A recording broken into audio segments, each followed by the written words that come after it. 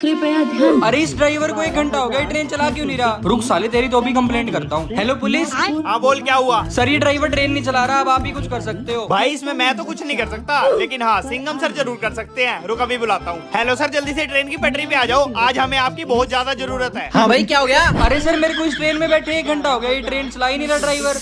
अरे तुम दोनों में दिमाग नहीं है क्या? तुम दोनों एक बार मेरे साथ चलो। चलो चलो।